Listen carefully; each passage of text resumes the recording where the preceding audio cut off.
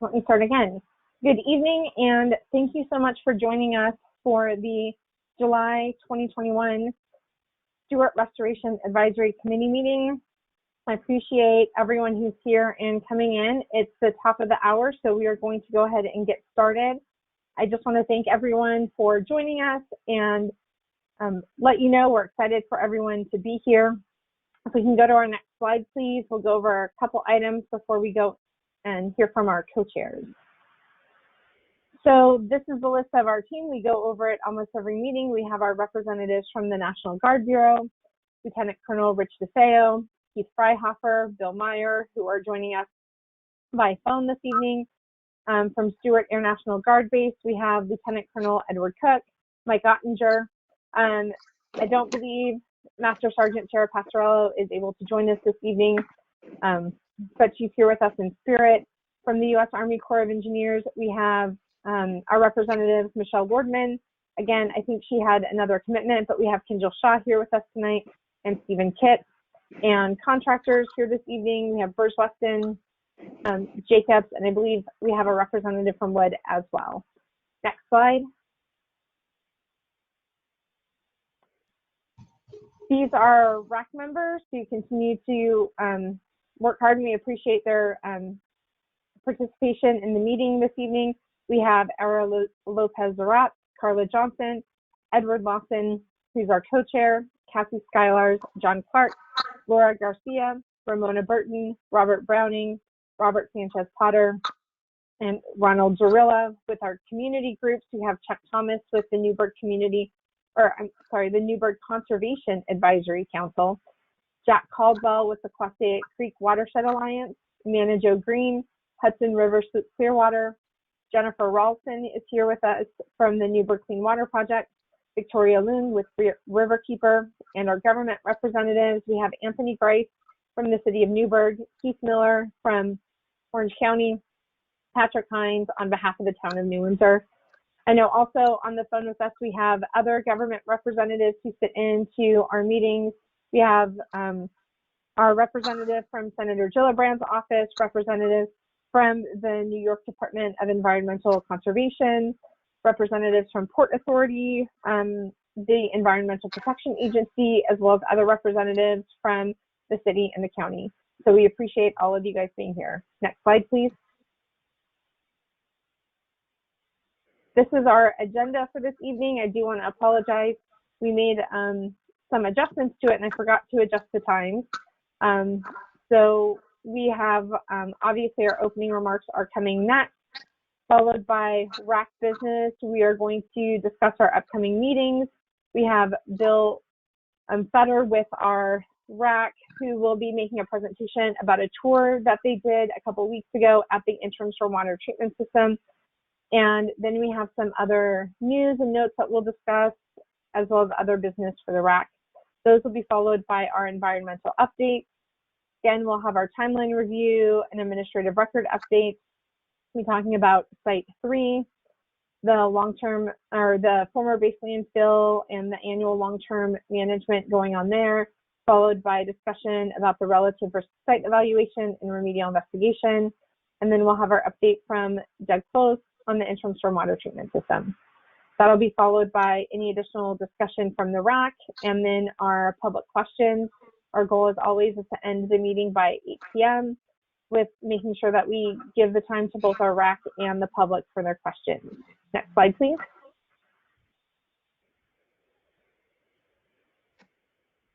So here we are to our co-chair welcome.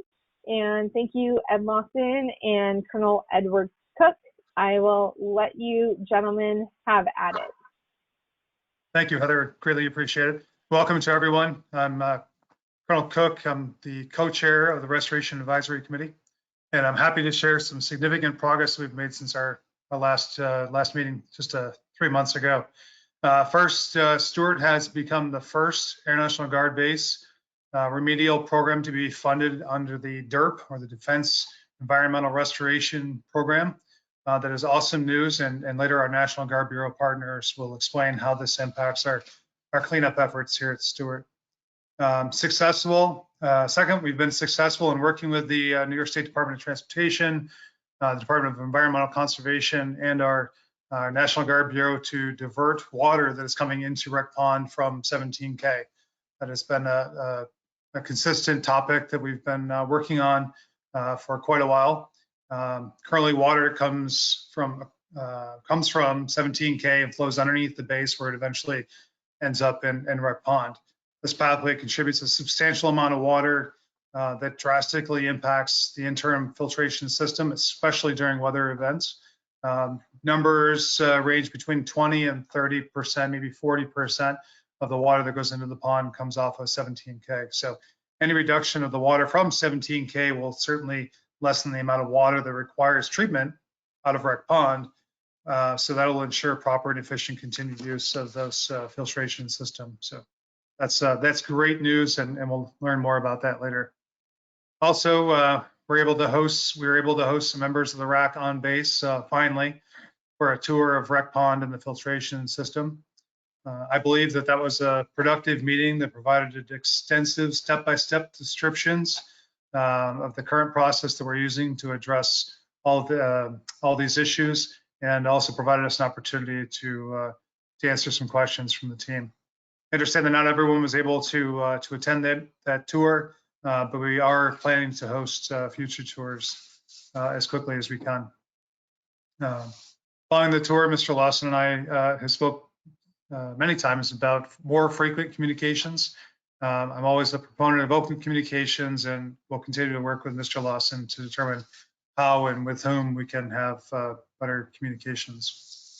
On that note of communications, unfortunately, I have some bad news, I guess, to share. Less than fortunate news and situation regarding the Times Herald Record, where we post the advertisements for tonight's meeting. Despite our best efforts, the Record misprinted the July RAC meeting notice over and over and over again. We've got multiple emails and phone calls and the proofs to back up where the information that we presented to them, and I guess Heather can talk to the more specifics on that, but we recognize the frustration involved in that and apologize, but it's really beyond our control. In the future, though, to help remediate any of those issues, we'll be sending all of our advertising information and placement info to Mr. Lawson well ahead of time. And finally, tonight, we'll be introducing a new member of our team as we transition our community engagement activities from Heather of Bristol Myers to Amy Brand from Jacobs. Heather, can't see you at the moment, but you're absolutely awesome. And I wanted to thank you for all your time and dedication to our team and to making these meetings so successful. Your efforts have been well recognized and appreciated. So thank you for your dedication and your assistance. Mr. Lawson, thank you for your continued teamwork and leadership, and over to you. Thank you.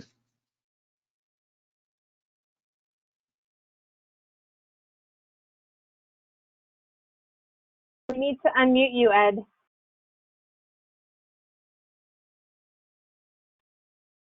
There it is. There we go. So I'm done. No. Sorry about that. No worries. No worries. I want to thank you, Colonel Cook, and the rest of the team for the gracious tour that we were able to receive. I don't want to repeat everything that you just said, but yeah, I think the openness, the ability to meet face to face and actually to see and touch and converse improves our ability to be able to understand and become more aware of what's going on as we try to share information with the community. So we're excited about the fact that we had the tour and that there are going to be more tours so that we can raise the level of our awareness as we, again, share with the communities to raise their level of awareness and understanding about what's going on. I too echo and am excited about the great news. I understand that we here at Stewart Air National Guard Base Restoration Advisory Committee, we're setting the trend, we're leading. And so that comes with its own set of issues. But I think that the course that we're marking with the ability to be able to more frequently maybe communicate, engage each other, to learn about processes and the intricacies that this thing is about is going to be very helpful for us as we engage the community better. I want to thank Heather as well. I didn't know. Heather has been a tremendous resource, and I want to thank her for her efforts and time and energy, and look forward to working with the new facilitator. But I wanted to just make sure I said that out loud.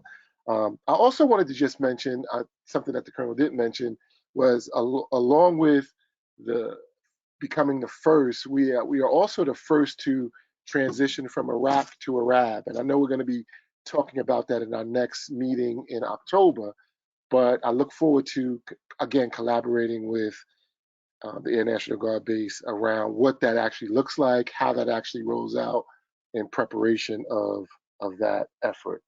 And lastly, I was excited to hear about the diversion, but I'm hoping that we can engage in a conversation today to find out more about specifically Washington Lake, what's to be done or what's going to be done, and more about obviously the stormwater system that is going to be discussed later on today. And I'm excited because the Colonel took the effort, the initiative to reach out to some of the members of our science committee, and they will be presenting later on today, which I think is again indicative of this collaboration and this ability to work collectively together. So I'm excited to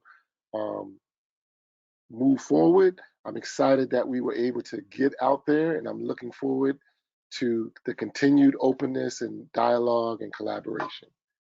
So I look forward to the rest of the meeting tonight. Thank you, gentlemen. And just so everyone knows what's up on the screen, those are some of the photos from the tour that did happen. We have some captions on there. You'll see some more photos later on in the presentation, but we just wanted to welcome everyone here to see a little bit of what the RAC members who were able to attend that tour got to be able to see. So thank you. Next slide, please. Here are just our meeting notes and guidelines. We'll have time for our RAC open discussion. Again, we ask that RAC members limit comments if possible to about 3 minutes. That way everyone has time to share. Obviously, if there's just a couple of people with comments, we can come back around to them. All questions from members of the public, we ask that you submit those questions into the question module. You should have areas where you see like the little hand and a little question mark, and that's where you just enter your questions. As I mentioned at the beginning of the meeting, we'll have 20 minutes to read those questions. If we can't answer questions at tonight's meeting, we will be providing written responses along with a package of all the meeting materials, copy of the slide deck, and transcript from tonight's meeting. So please send those questions in and we will start recording them and we'll answer them as the order that they come in. Also, in the same area where you see your question mark to insert those questions, there should be a symbol for downloading handouts. We have a number of handouts in there, including a copy of this presentation, a copy of tonight's agenda, and a PDF of the terms and abbreviations that we use. So we try to say out our acronyms at least once so that people can follow along. But if there's something that we've missed, that's a great resource to kind of help understand some of the terminology and the acronyms that we use. Next slide, please. And I think for our next slide, we're moving into RAC business, so we can move on to the next slide, which we will talk about our upcoming meetings. The next meeting that we have will be October 27th. Again, it's the last Wednesday of the month, followed by our meetings going into 2022. So we're looking at February 2nd and April 27th.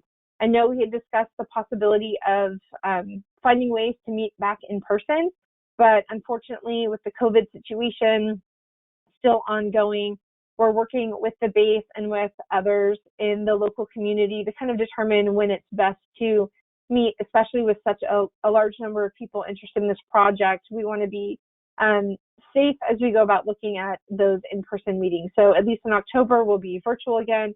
and kind of reevaluate as we look into next year about those options. Next slide, please.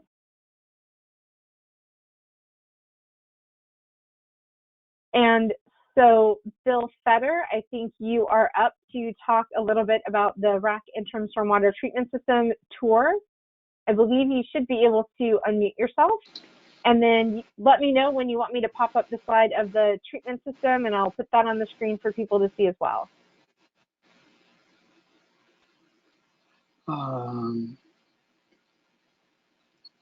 All right, I know you can hear me, but you can't see me. I was trying to get a camera going, but I don't really need it.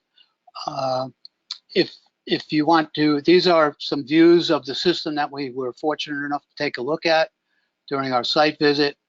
But it's kind of daunting to look at pipes and vessels and valves, and so if we could put up the overall picture of the system, the interim stormwater treatment system. Which I think is slide 26 on tonight's agenda.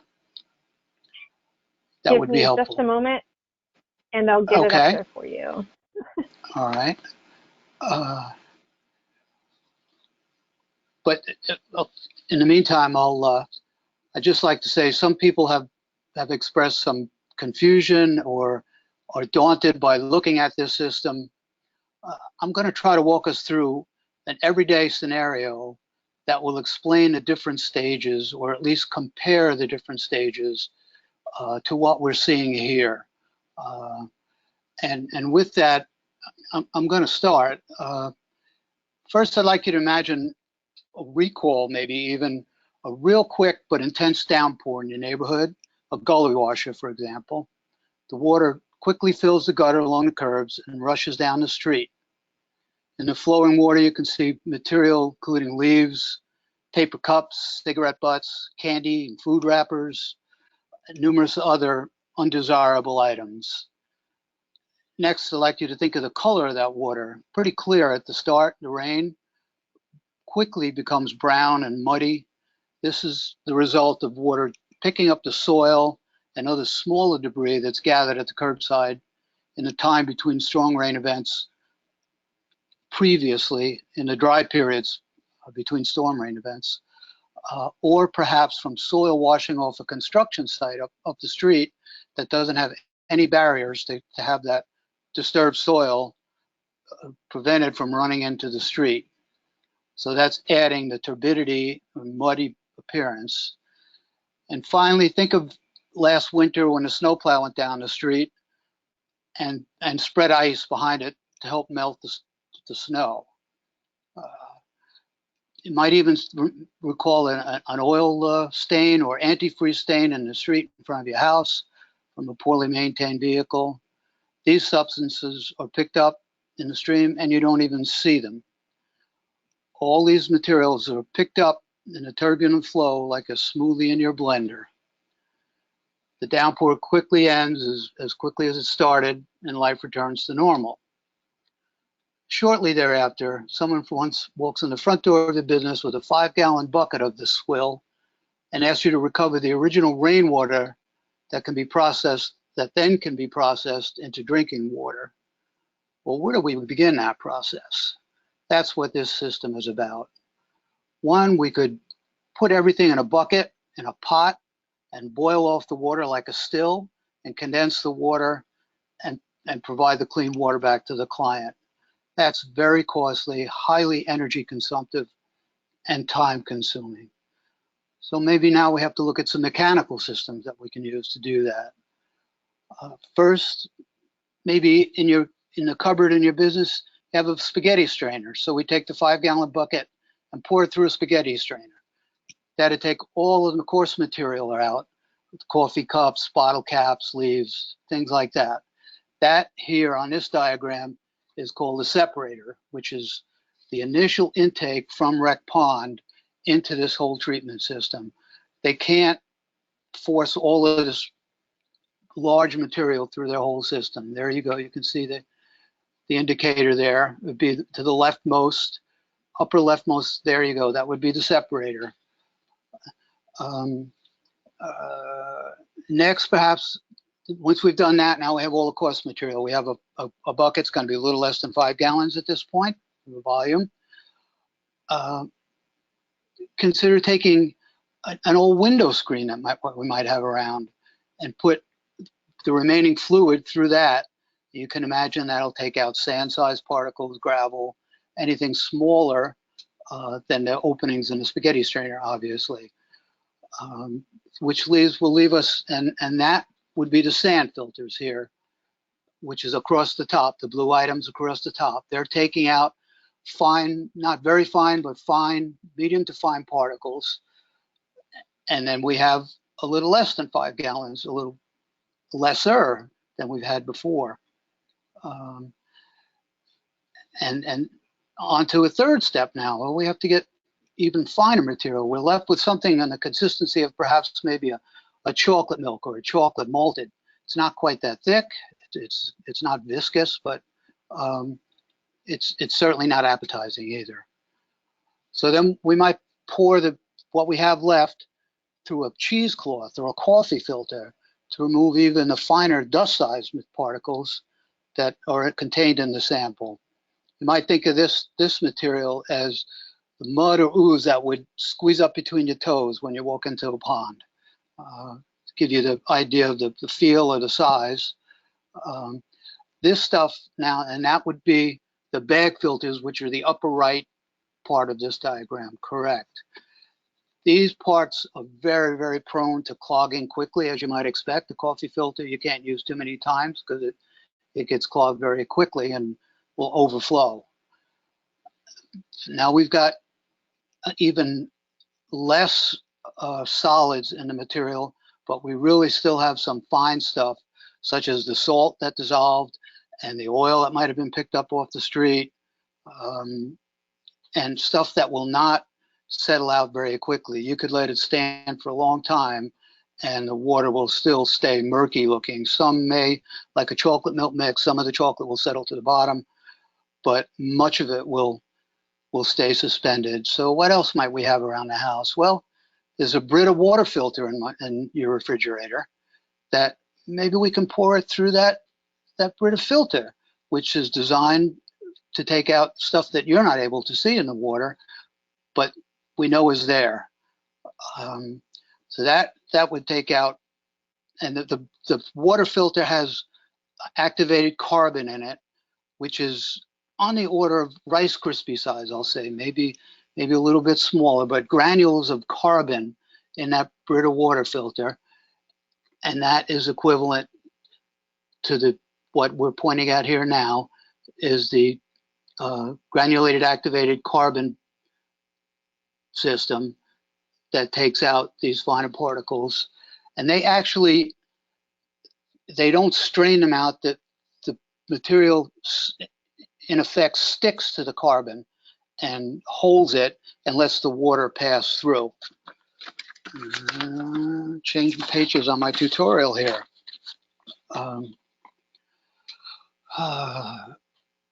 So these dissolved materials are prone to sticking and letting the water through. Now, almost everything is out at this point. There's not a whole lot left.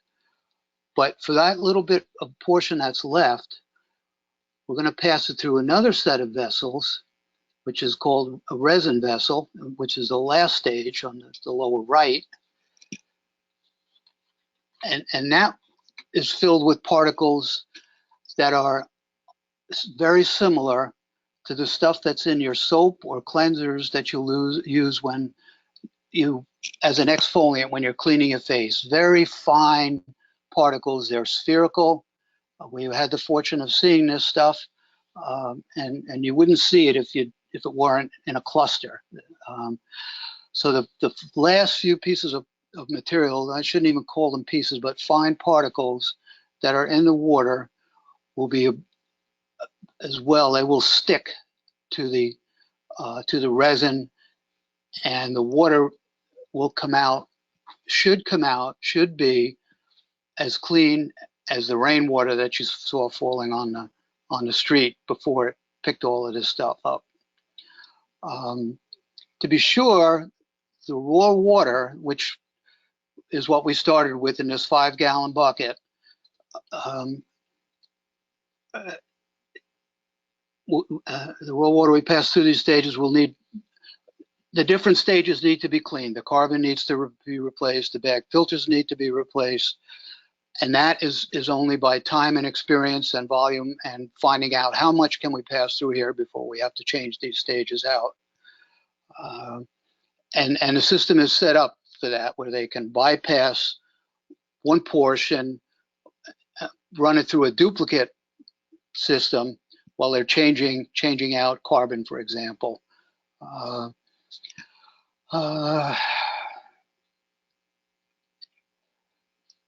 And it's this type of experimental process that's been going on at Rec Pond. It's not a mysterious thing. This is one of the few systems. Something to be said about Stewart too. They're dealing with stormwater runoff as well as stream water and groundwater, which is, from my understanding, very rare in the country for sites that are dealing with this.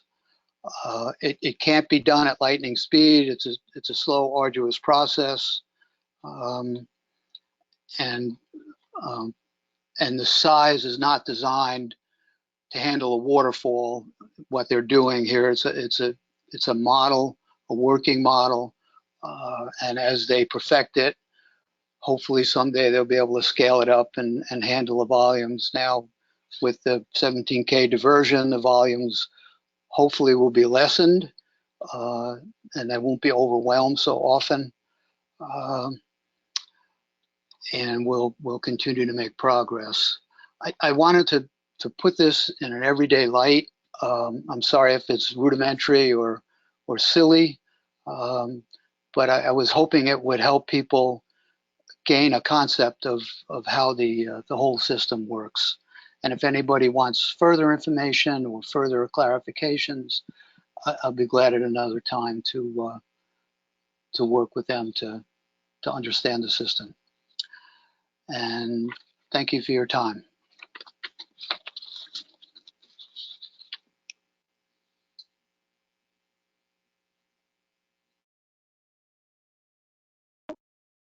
Thank you, Bill, so much for that. Let me change our presenter back so we can start looking at our slide deck again.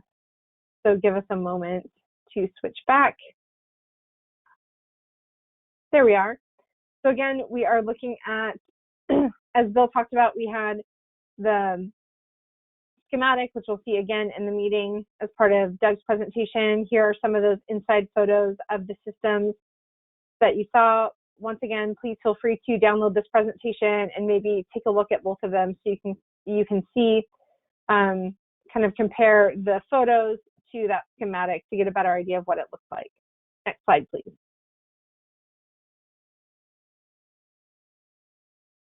So RAC elections, we just wanted to remind the community and the RAC members, the October meeting is normally when we hold RAC elections.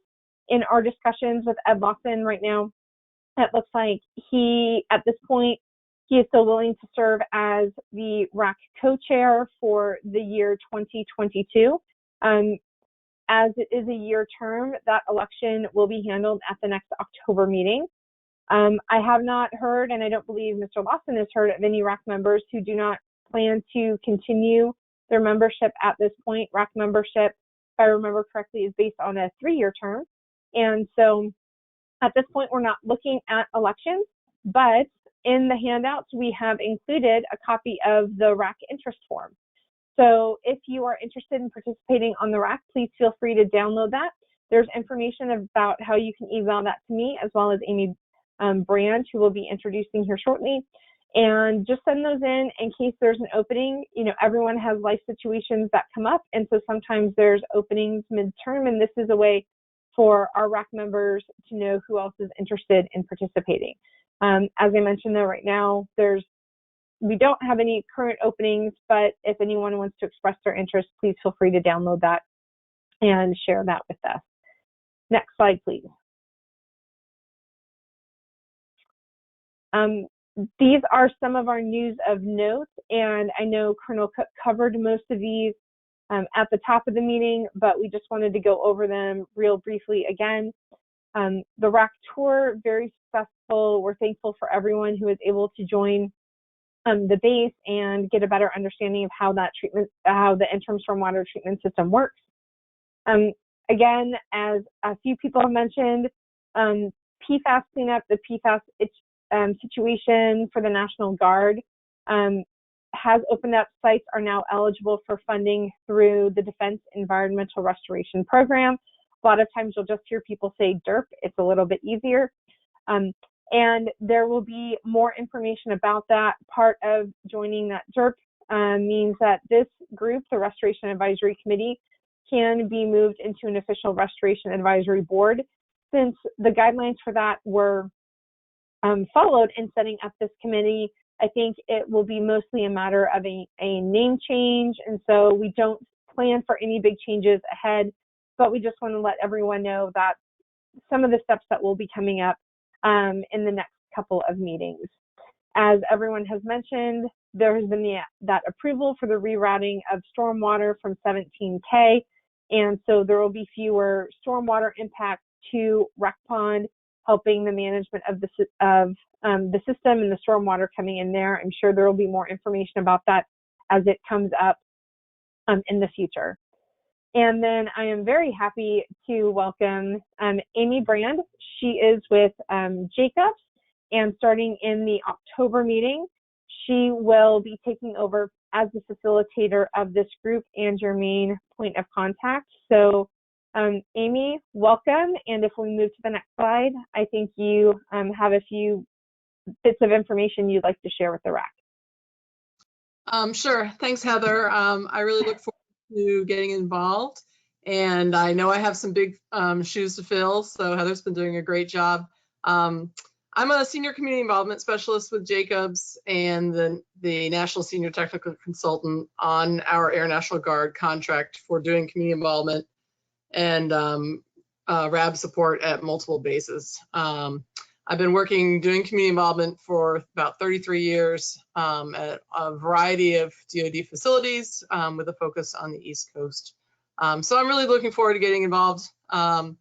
And Heather and I have already begun doing some transition planning. I have been sitting in on the RAC meetings for about the last year, trying to get familiar with the group and how these meetings run. And I look forward to working with Heather for this transition, which I hope will go smoothly. And I'll be talking to you more in October. Thanks. Thanks, Amy. And we'll move on to our next slide. One of the things that both the Stewart Air National Guard base, the National Guard Bureau, myself, and Amy want you guys to know is we're working to make this a smooth transition. Not a lot of big changes. It's just how the contracting works. I am not going anywhere immediately, so I will still be here. Please feel free to kind of reach out to me if you still have questions over the next couple months. But please start including Amy. Her email is here, and Master Sergeant Sarah Pastorello, the public affairs representative from the base. You know, she's been in that role for a long time. She's going to continue forward and be kind of that consistent face for the base. So please feel free to keep her included on those email messages. Again, all three of us are listed here. I will continue to work to do the normal wrap up that we have for this meeting, as well as transitioning over to Amy. You will probably start seeing messages from her preparing for that October October meeting on the 28th. So just watch out for that new information. We're very excited. Next slide, please.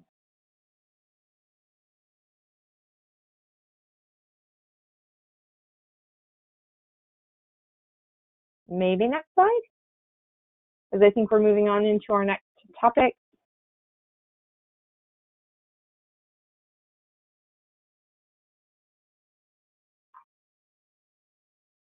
Well, while we wait for that to come up so that we don't keep everyone held up, because I think we're having a little bit of technical difficulty getting that next slide showing. This is the point of our meeting where we have our RAC open, or our other RAC business. And so I would like to ask any of our RAC members if you have another topic that you would like to bring up, ideas or questions about any of the materials presented here under RAC business, please feel free to raise your hand and I will go ahead and unmute you. It looks like we have a question from, or comment from Chuck Thomas. Chuck, I think I have unmuted you. I think you need to unmute yourself if you have a question or a comment.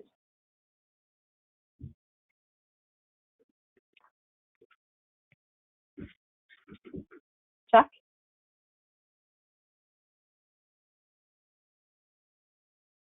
Or not. Anthony Grice, Councilmember Grice, do you have a question or comment for our RAC business? Yes, and thank you for this meeting. My question was in regards to the stormwater for the diversion from, what's the timeline on that, and then where will that water be diverted to?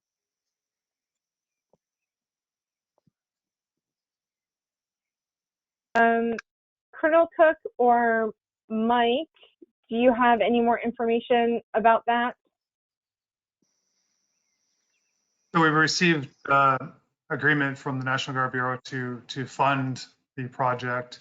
It's going through the process right now for design and the permit process with the DEC. So we're moving along. Excuse me, we're moving along on that now, and we will start construction as quickly as possible. It may or may not be before the end of the fiscal year, which ends on the 30th September, but we're doing everything we can to get all the permits aligned and the designs completed, and again, we'll start as quickly as possible. Yeah, and that will get diverted down 17K underneath the base and just along that stream. Just to clarify, from underneath the base to along 17K, right past the front gate, instead of going under. Sure.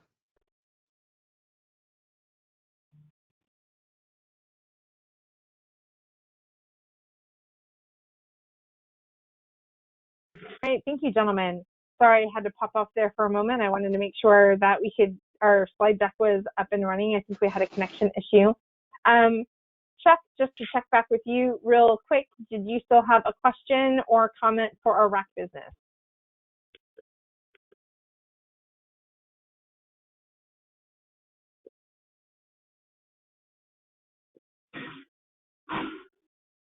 Chuck, we might still be having some audio issues.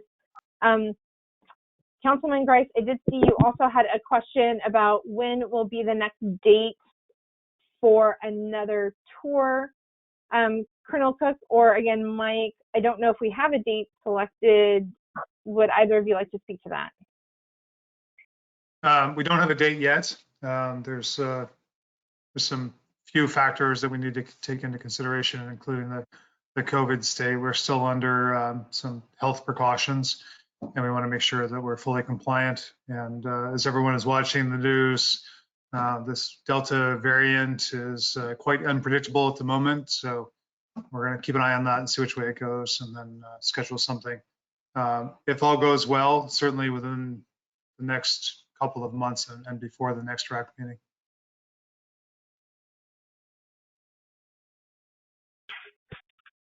All right, wonderful. So I think that gets us through RAC business. I didn't see any other hands pop up. So if we can move on to our next slide, I think we are getting into our environmental topic. And Bill Meyer. If we can move to our next slide. Can you hear me now? We can hear you. Next slide, please. Okay. And so I think this is our discussion of the important links and information. Yeah, if so you a want to couple cover things that. Sure, can do. So a couple things to point out. There's a link on here for the admin record, and we'll talk about some of the new documents on the next slide, or the next couple, actually it's the next slide, that got uploaded to the admin record. What's new on here is there's a link to DEC's webpage that we're uploading the interim stormwater treatment system quarterly reports. So if you want to have access to see the quarterly reports on the monitoring and the sampling that's related to the interim stormwater treatment system, you can go to that link and download those documents. And then also on here, an important link is the AFCAC, the Air Force Civil Engineer Center for PFAS information. If you can go on to the next slide, we'll talk about the admin record. So at the top here, we've got 2 documents that we just uploaded. One was the response to public comments on the relative risk site evaluation. That was uploaded up there. We provided a memorandum in response to comments, to all the comments that we received during the public comment period. And then we also submitted the final RRSE fact sheet and scoring summary. So based upon the comments, we revised the RRSE as needed, as comments warranted. And then still waiting to upload the RAC minutes, meeting materials from April. We had the person that did our administrative record moved on, and so we've got another person that's doing that, and she's got a bunch of documents to upload. So we're hoping to get those up fairly soon here. Next slide, please. So CERCLA timeframes, just for everyone's point of reference. You know, we talked about PASI and typical timeframes, 1 to 3 years. Well, right now, because we've got approval for the RI for Stewart, we're in the beginning stages of that RI. So, you know, RIs can typically take up to 3 to 6 years. Right now, we're working with the Baltimore Corps, doing the acquisition, the contracting for the remedial investigation. Hope to have that awarded before 30 September, the end of the fiscal year. I know right now Baltimore's in negotiations with the contractor, so that should come out fairly soon here. So we're in discussions, but once they award the contract, then there'll be some programmatic documents that come out related to that, as well as a project management plan and a UFP QAP for programmatic documents for how we do our sampling methodology, how we manage investigative derived waste, health and safety, all those programmatic items. And we'll work with the regulators on that. They'll review it, and we'll work together on that to put those together for comment and review. And then also sit down with the regulators and discuss, you know, where we're going to sample and how we're going to do all this work out there. But, you know, 30 September is the latest, because we have to have it awarded before the end of the fiscal year. So we're just starting into that, and we'll be able to provide more information, you know, as we get deeper into once the contract's awarded. But we're definitely going to be working with the regulators on this, as well as the RAC. If you can go on to the next slide, please. So timelines for PFAS. This is just kind of a chronological timeline of how all things related to PFAS at Stewart kind of evolved. So you see at 2016, where PFAS was identified at Stewart in the stormwater and rec pond. 2018 is when we finished the phase 1 for our regional site inspection. So going back to that CERCLA timeline, site inspection was one of those phases. So that's when the final phase 1 site inspection occurred. 2019, we created the RAC. Started doing the planning for that. And then I believe the first public meeting to introduce the community environmental projects was in November of 2019. 2020, well, actually, that's when the RAC was established, was in 2020, where they started holding quarterly meetings. We also did an expanded SI where we had to go out and collect a little bit more information on exposure pathways at the site. to fill in some data gaps for our site inspection. And then in July of that year is when the interim stormwater treatment system was brought online. And then bringing us up to 2021, which is we're almost halfway through, we completed the relative risk site evaluation. And we also completed the community involvement plan, or an updated community involvement plan. And we had the remedial investigation approved, as well as the DIRT funding. Just as a note, also for this on the regulators, we also had the regulators approved for the Defense State Memorandum of Agreement, which pays funding for the regulators to review documents and participate in meetings for us as well. So right now, DEC is already approved for the DESMOA money from DIRT to participate in these activities. And next slide. Chuck or Bill, really quick, if I can pop in. I know that Sarah, Master Sergeant Sarah Pastorello wanted me to let the community know, based on requests from Ed Lawson and others, she is working on a more expanded timeline and the other documents that were requested as, from some of the members who participated in the tour. So she's working on those and we'll get them out after the meeting. Okay. Bill, you got lots of feedback on there, but hopefully everyone caught that. So if you want to move on then into the Site 3 discussion, please go ahead. Okay. Okay, so for Site 3 right now, just the current update. June 8th, we received the laboratory electronic data deliverables. So basically all the soil and methane monitoring analytical results. We got the electronic deliverables for those. Those had to be validated. So our contractor is currently validating those electronic deliverables.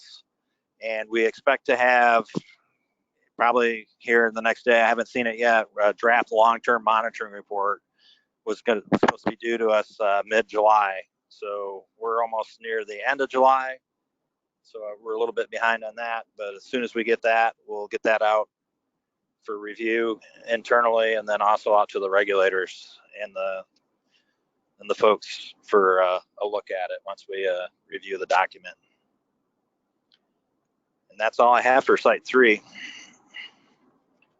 All right, thank you. If we'll move on to our next slide. Do any of our RAC members have questions on the long-term management of Site 3? If you do, please raise your hand and we will get to those. It looks like our first up is Jennifer Rollison, the Newport Clean Water Project. Jennifer, you should be able to unmute yourself. Please go ahead and ask your question.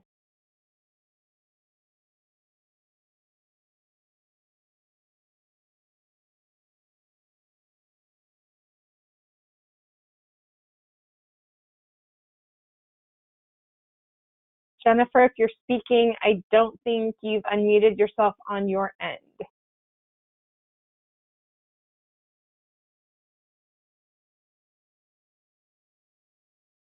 And I think she is having problems connecting and she will try again. Do we have questions from any of our other RAC members? If not, Jennifer, please feel free during our RAC open discussion. We'll try to connect with you a little bit later. I'll give our RAC members one more moment to pop your hand up if you have a question on this site. It's not looking like it.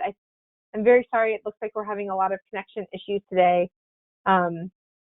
So please, if you're having a problem speaking, please just send those questions into the question module. We'll make sure that we get them read and prioritized. So if we can move on to our next slide, I think we will be headed back to Bill to talk a little bit about the RRSE and the remedial investigation. And so let me see, Bill, if you want to unmute yourself and we'll move to the next slide and you can talk about a little bit more on that status.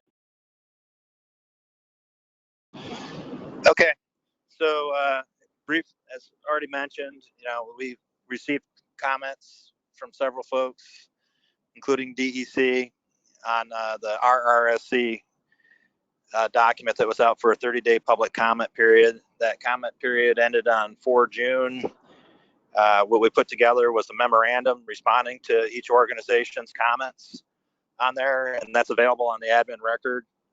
We also, based upon the comments, we finalized the RRSE. And next topic, I already briefly mentioned as well, is the RI update. We're working with the Baltimore Corps, to do the acquisition for the contractor selection, and we're looking at no later than 30 September. So that's all I have for RRSE. The RRSE is done. What will happen with the RRSE in the future? I mean, it doesn't just go up on the shelf. So we'll do periodic updates to the RRSE as warranted as we kind of go through this circular process. So if something changes or needs to be updated, we'll go through that. But the big ticket item for us right now is the remedial investigation. So as soon as we get the contractor on board, then they can get us a project management plan and a schedule and lay out all the different documents and milestones that we need to go through and to get from point A to point B on the remedial investigation. That'll get the process started. So that starts that one. Could be up to 3 years to 6 years, but I do know that the RI will be probably in phases. The initial phase, you don't really capture everything when you're delineating soil, sediment, surface water, groundwater contamination. But we go through that iterative process with the regulators and making sure we set data quality objectives where we're what are we really trying to solve here, and line that out. Come to agreements with the regulators to make sure that we're all, trying to accomplish the same goals and objectives. And then we document that, and then we actually go out and do the field work and collect the data. And like I said, we go in an iterative process. Phase one is the first stab at it, looking at all that different media and trying to get a handle on lateral extent and vertical extent of contamination that's out there.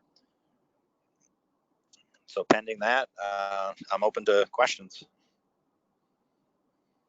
All right, thanks, Bill. We'll move on to our next slide and start our question and answer period for RAC members on the RRSE and the remedial investigation. Again, if you're a RAC member, please raise your hand, and we'll try to limit some of Bill's background noise. Please raise your hand, and I will make sure you are unmuted. We actually have a question from Chuck Thomas, who I think might still be having some connection issues. And he is asking, does the remedial investigation include Washington Lake and sediments there as well as water? So Bill, let me unmute you. I think you're unmuted you need to unmute on your end. And Roger. Yeah, so there you go. I got it. Yep. So we're starting out on the base. We know that there's some contamination that's off base, so we kind of work our way towards that. So I mean, if our investigation leads us to like Washington, as far as data needs as part of the investigation, we won't know that until the contractor actually comes up with the plan on how they're going to delineate and define, surface water, sediment, soil contamination, and groundwater contamination. So I don't think initially, I don't know what their plan is. We're negotiating it right now in the contract.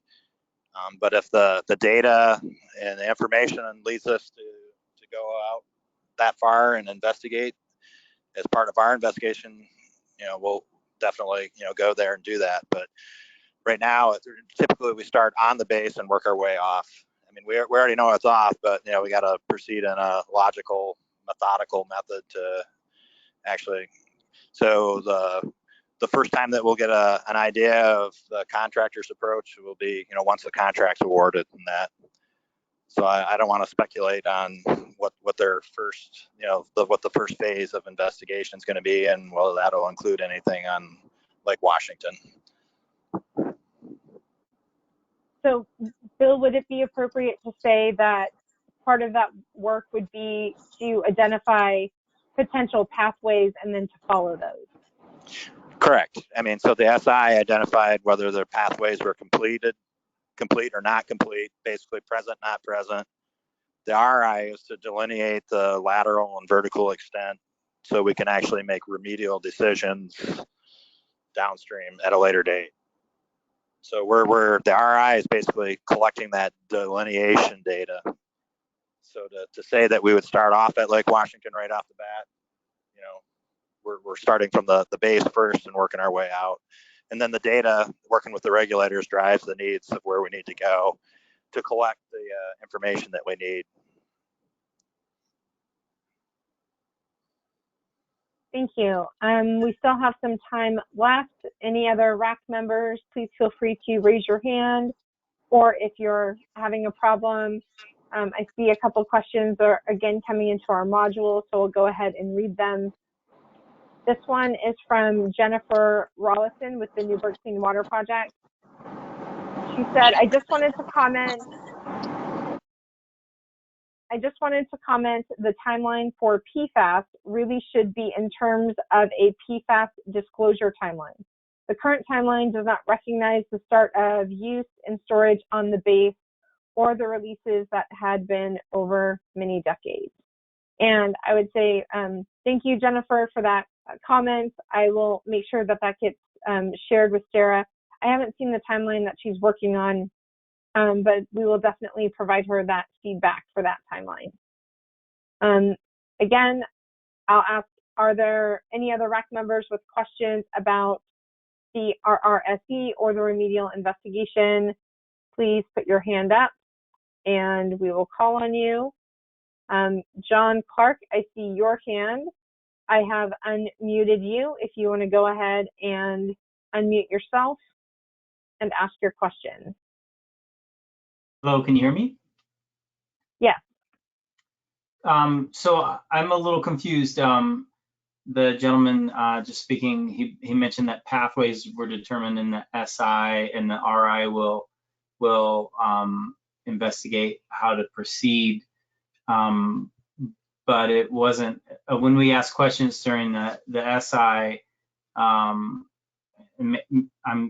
confused. But I thought when we asked questions, we were told, oh, that'll be determined in the next stage. This is just an initial take at it. And so I guess one thing that comes to mind was groundwater pathway to Lake Washington. And there was I think maybe one well in the entire flow that was looked at. There didn't seem to be much data taken. So do I have the process wrong, or am I misunderstanding the steps? Are we still going to actually look at other pathways?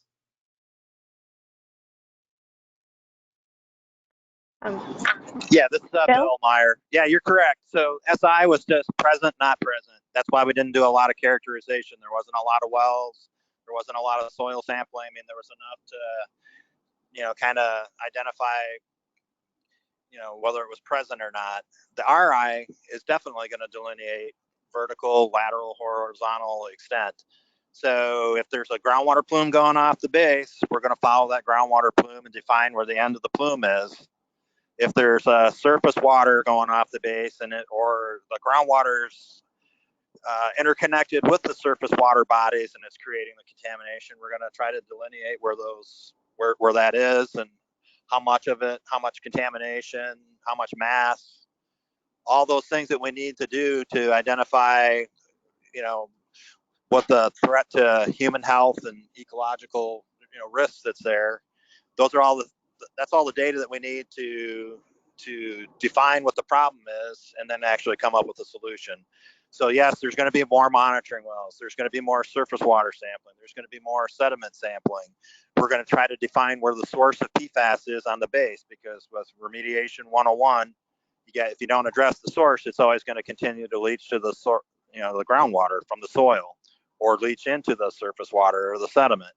So all those things, that's what the RI is for. That's why the SI didn't have a lot of characterization stuff in there. It was just kind of presence, yes or no. Is there PFAS present in groundwater? Yes. I mean, and we did more than one groundwater well for that, but to characterize the plume that's out there and delineate the left and right limits and how deep it goes and how far it goes, that's what the RI does.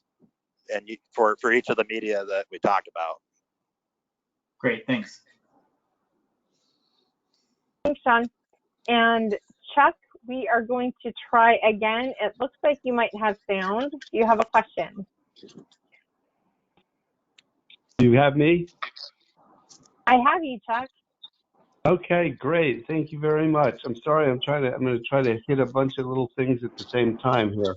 But as Mr. Myers just spoke about, was identifying the location of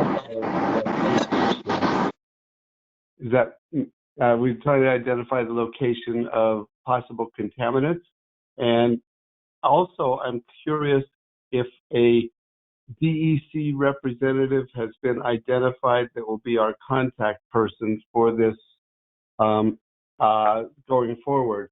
I understand that there is funding now for the DEC to participate. I'm cycling back to a meeting in 2017, and the DEC said they were very aware of where buried drums were, and there was a map of buried drums within the site. And I'm wondering if that has been shared with the Guard, and if now that could be shared, that would be a source of the contaminants for sure.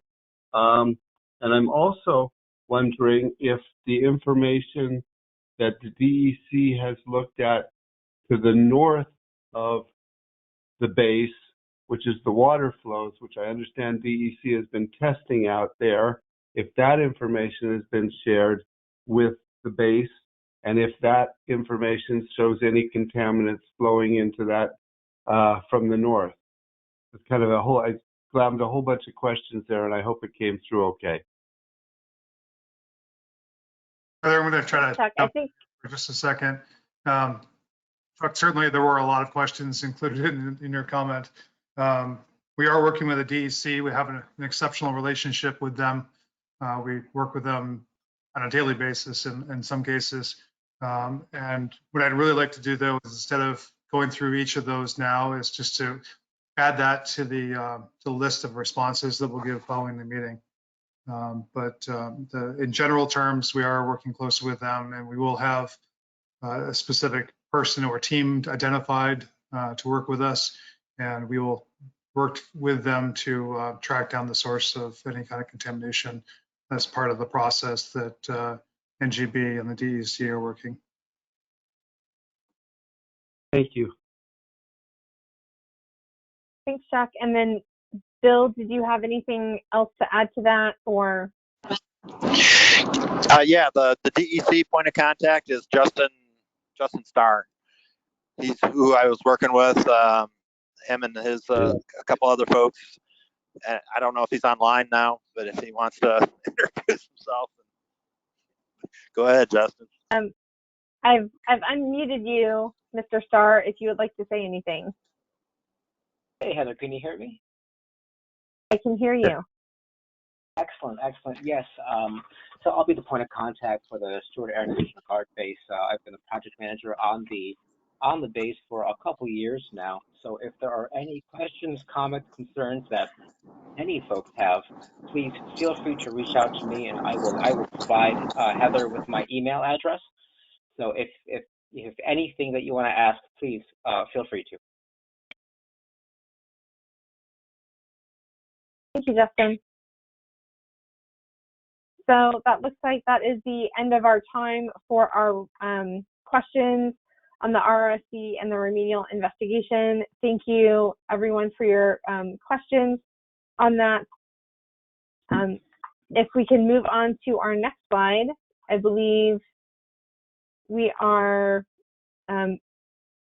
moving into our interim stormwater treatment system discussion with Doug Close. Welcome, Doug.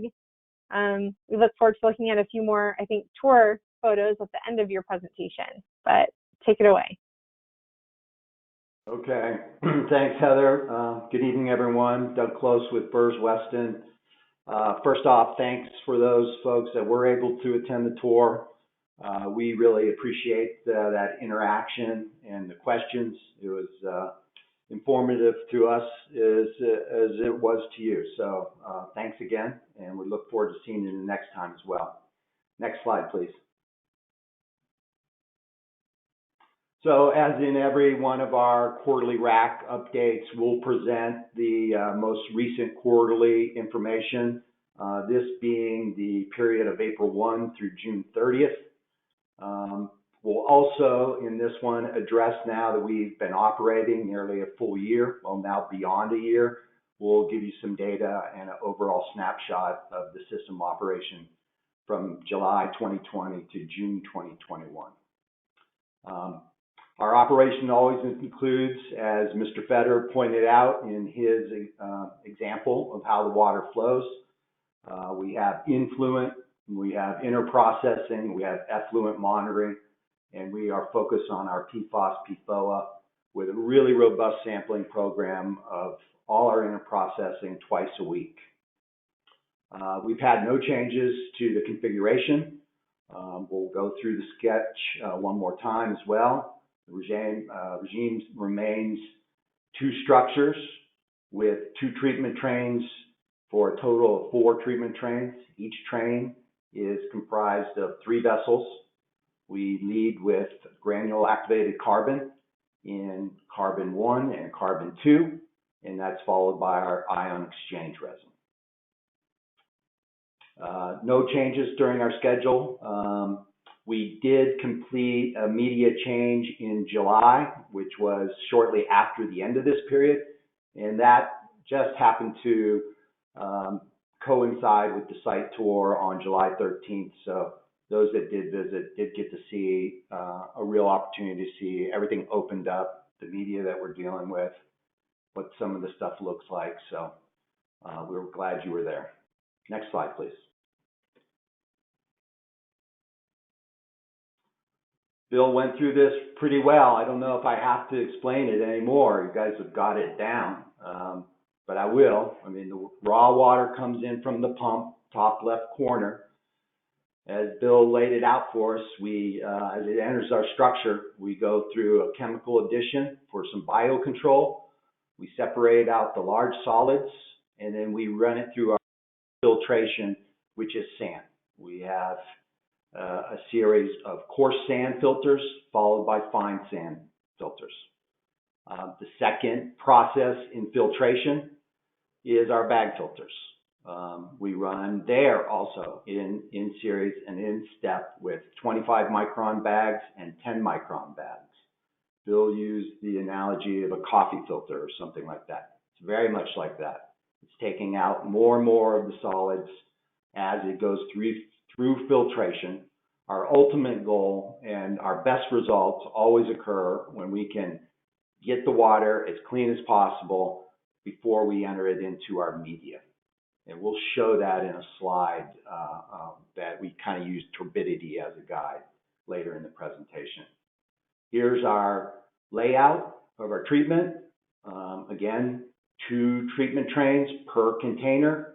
Each treatment train, 3 vessels, a primary GAC, a secondary GAC, and a resin follow. Next slide, please.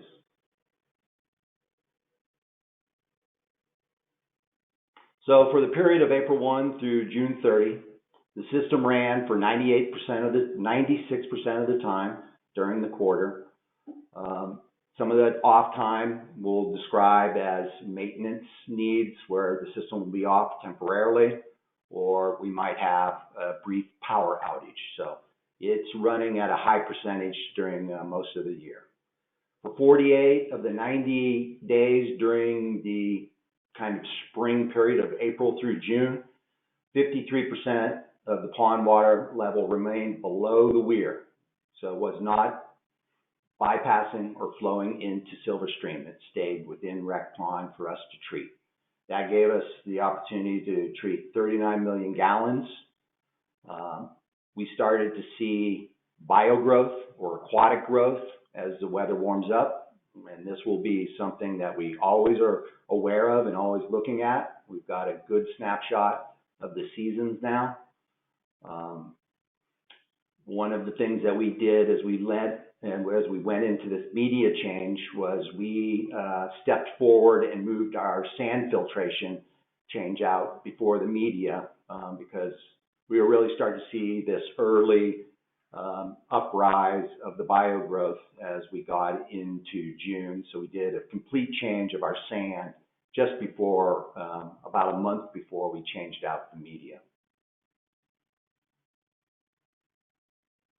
Couple steps in our change out, and we'll go through those in the pictures following. Next slide, please.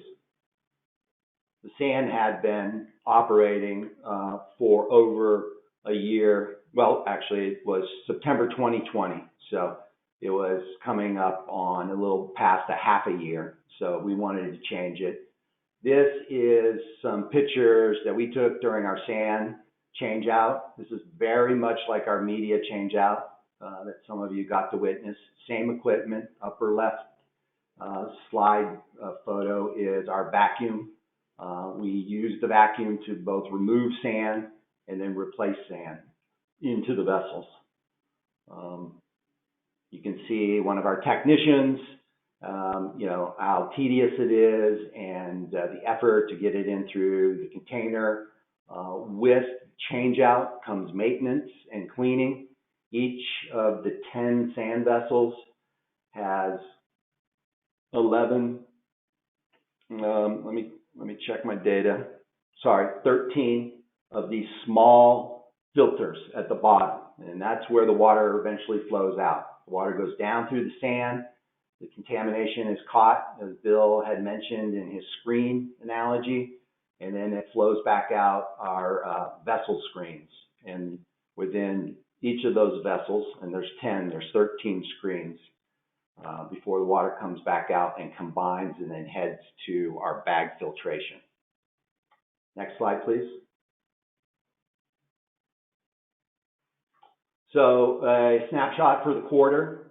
We changed the scale here on this one a little bit so we can show kind of the difference. The left-hand side is the raw influent concentration. This is what's coming from the stormwater, water coming into the pond. This is the raw water levels for PFOA, PFAS, and we average around 300 parts per trillion. Our quarter, and then some, shows that we treated effectively for PFAS and PFOA through April, all the way into June, below 1 part per trillion. And then as we were trailing towards the end of our planned change out period, end of June going into July, we started to see a slow upward trend. But again, we were treating for PFAS and PFOA throughout the quarter below 2 parts per trillion. The average over the period was 0.26. Next slide.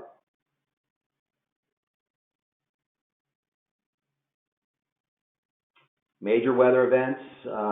We're always going to have issues with weather, stormwater coming in. We've talked about it. It's a real thing. In this spring period, you can see we've listed out a couple weather events. What you do see on the left-hand side of this data chart and through the middle is the remnants of winter and snow melt and still high inflow. The data points are always right around the top of the weir. We're constantly right at that because the inflow of water is greater than our pumping capacity through most of those months. So any little bit of rain, you can see the April 15th event, it was nearly an inch of rain, spiked up pretty good. It took us a week to recover to that, to get it right back down to the weir. So those data points, we're pumping, treating the best we can, but the inflow is pretty significant until later in the period. May 8th and 9th, another rain event. And then the larger one, where we had good successful drawdown, and we're 15, 16 inches in this lower part between data points B and C, with a 2.75 inch rain event. We lost that containment. It went back over the weir. It took us a little while to recover from that, and you see the same thing in data point D. Next slide, please. So since the July 2020, when we put the system online, so this is a bigger look at the system running for a year. We ran at 93% of the time. That 7%, as I indicated earlier, includes unplanned shutdowns, loss of power, planned shutdowns for media or maintenance activities that just have to kind of stop the water flow for us shortly for us to do our work. For 193 of the 352 days in operation, 55% is our ability to pond to keep the water below the weir and no bypass into Silver Stream. 145 million gallons of rec pond water was treated and discharged clean. 94 PFAS/PFOA sample rounds performed through June 30th with our average influent of 337 parts per trillion and our average effluent of 7 parts per trillion. 92 of those 94 samples are all below the EPA health advisory of 70 parts per trillion. Next slide, please. Yeah, I spoke a little bit about this. The average turbidity levels for the month of by month from July 20th to June 21. You can see the high turbidity counts, 8 NTUs, 11 NTUs as we go from left to right. After we do filtration, our average turbidity effort is 2, 2.2, less than 2, 1. So that's where we need to be targeting. That's what our filtration system provides for us to protect our media. The right-hand side of the chart is our average pond levels by month. Again, you can see in the lower, drier summer, July, August, September, we've got a good capability of keeping the pond water level below our weir. These winter, high weather, spring events is when we really have some inflow coming. Next slide, please.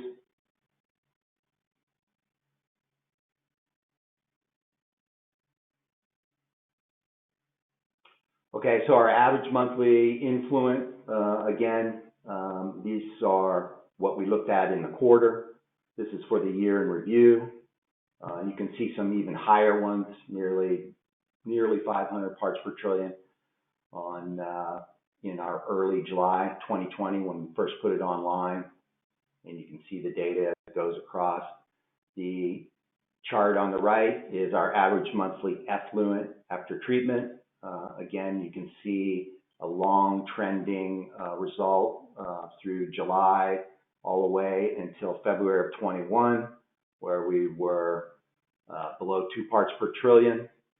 January was when we started to see a rise in our discharge, which prompted us to do a media change in February, where we had taken the resin offline, and that was where we went over some of the health advisory numbers that we like, and that's what that February data is indicated.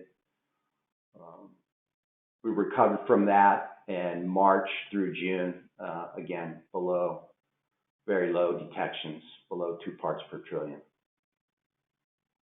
Next slide, please.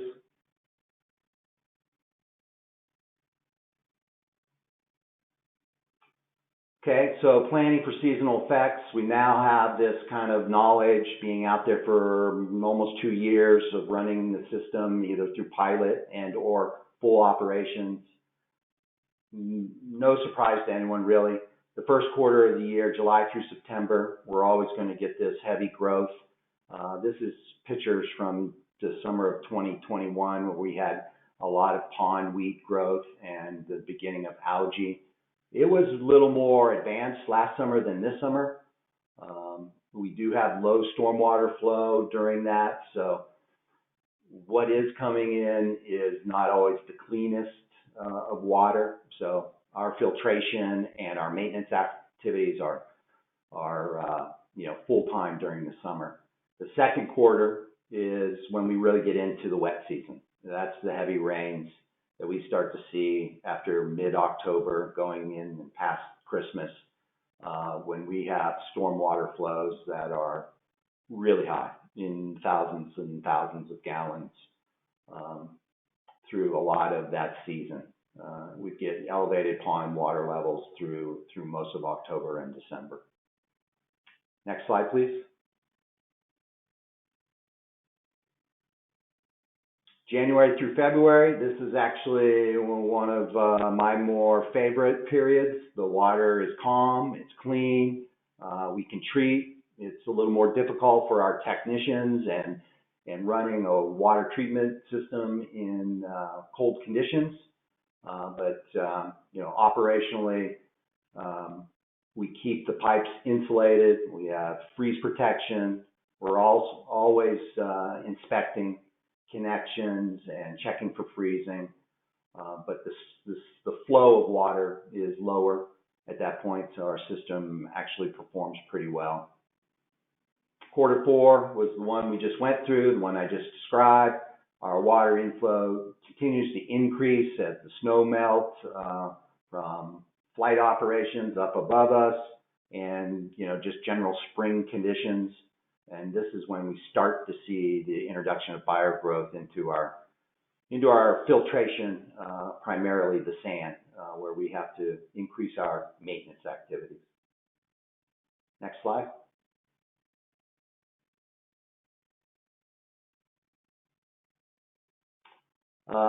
Couple snapshots from the tour. Again, thanks for everybody coming out, and thank you to the Colonel for providing the opportunity.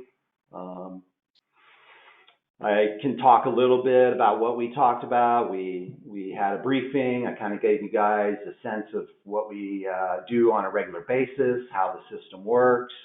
We took a minute to describe how the water flows in from your stormwater outfall structures, where it's draining from, how it comes into our pond.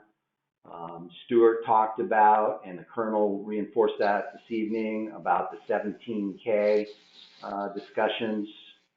And we gave you a little bit of brief information on our control panels and our ability to manage our system remotely, as well as let you get through and look at some of the media, both old and new. So I think that's everything. I think that's the last slide. I'm open to questions. So thank you. We'll move on to our next slide. And thank you for that presentation, Doug. We will start with our RAC member questions again.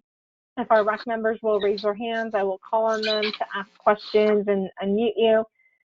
If you're a community member and have questions about any of the topics or other items, whether we discuss them or not tonight, please feel free to enter those into the question module, and we will get to those questions when we get to our public question and comment section. So again, any RAC members, if you have questions, please pop your hand up.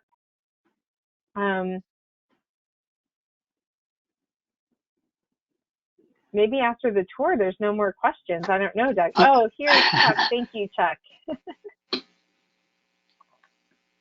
Okay, thank you. Hi, Chuck. And thanks, Doug. That was terrific. And the tour, I commend you for that tour. It was really an eye-opener.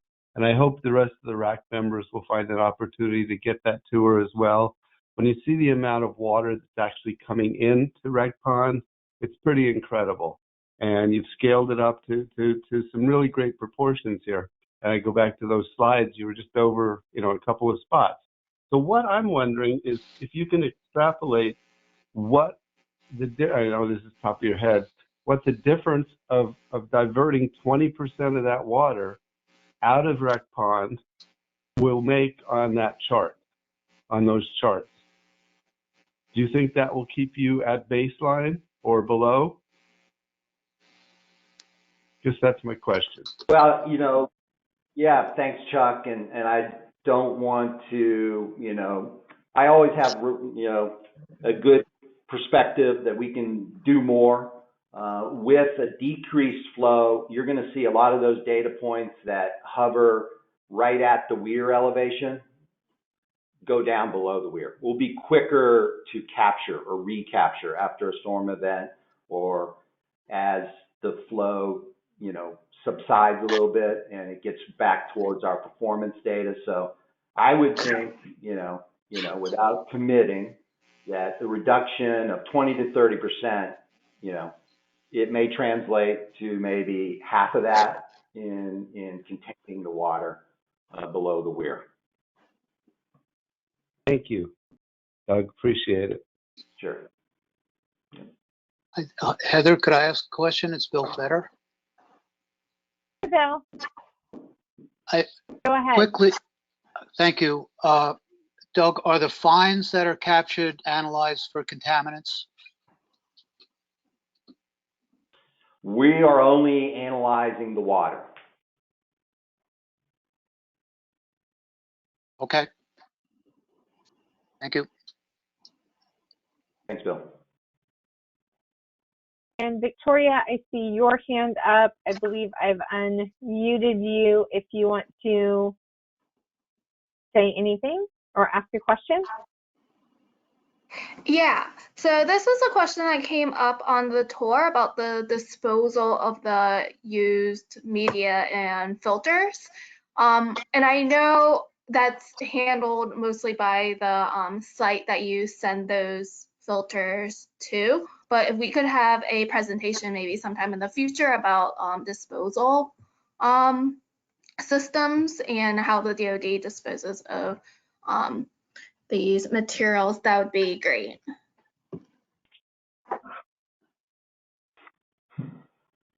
That's a great suggestion. We'll run it past our team. Thanks. You're welcome. Victoria. Do we have any other questions from our RAC members? We have, it looks like, a few minutes left to respond to those questions. So if you want to put your hand up,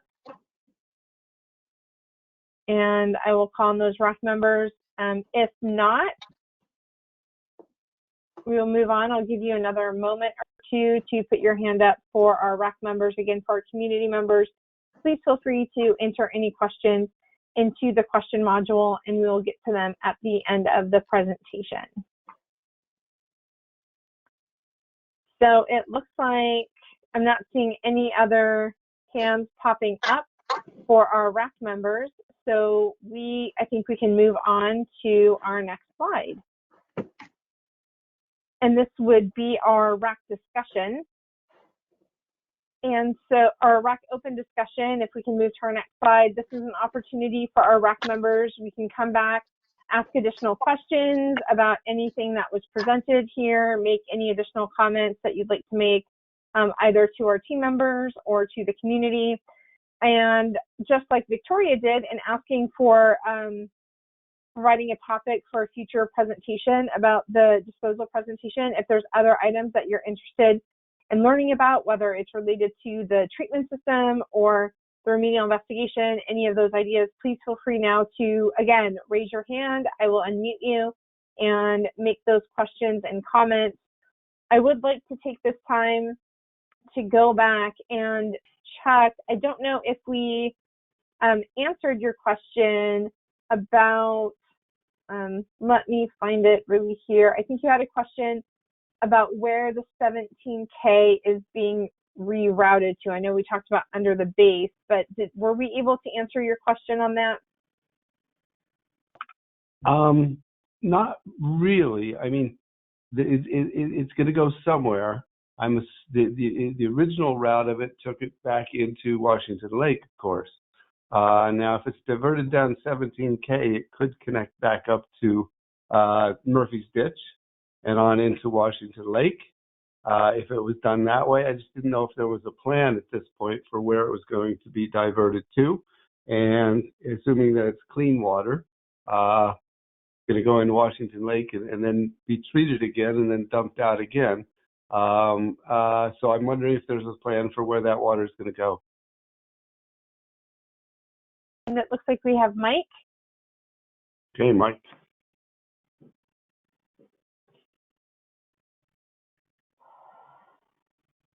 And Mike, I see your lips moving, but I don't hear you. Can you hear me now? Yes. Yes. Okay. Yes, Chuck, that is clean water. We did have it tested for PFAS and PFOA a bunch of times, and they always came back relatively low. And that's why we're going to divert the water instead of sending it through Rec Pond. It is going to go down 17K. We can get you a better diagram of what the proposed plan is in the follow-up comments. That way we can have a nice map for you and you can see it a little easier. Good, I'd appreciate it. We want to ultimately get that water back into Washington Lake where it belongs, of course, is our goal. Thank you. Thanks, Chuck. And are there any other questions or comments from our RAC members? Again, please put your hand up if you have a question and we will call on you.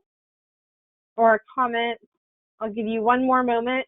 And during that moment, I was supposed to make this announcement a little bit earlier. I guess it's not an announcement, but I wanted to recognize we have our Orange County legislator, Joseph Menuda, I believe I'm saying that correctly, who represents New Windsor. He's also on the line today. I'm sorry to include you into our grouping earlier when you were talking about our other government representatives. So thank you for joining us this evening. Did want to recognize you for being part of this meeting. I will give our RAC members 1 or 2 more moments. There's a question from Jennifer. I think she's having a trouble talking, but she reposted her question. You want to just read that? Okay. Let me look that up. So again, Jennifer Rollison is with the Newburgh Clean Water Project, and I will go ahead and read that question for you, Jennifer. It says, as an environmental justice community, we understand the emotional toll and burdens placed on people's spirit and health while dealing with exposure to pollutants. How are you ensuring that the end results from filtering are not placed on another community that may receive the dirty filters, etc.? Where is the collected PFAS taken and how is it processed? So Doug or Colonel DeFeo, I think that question goes to either of you. Yeah, Doug, that's more of a disposal question if you want to take that.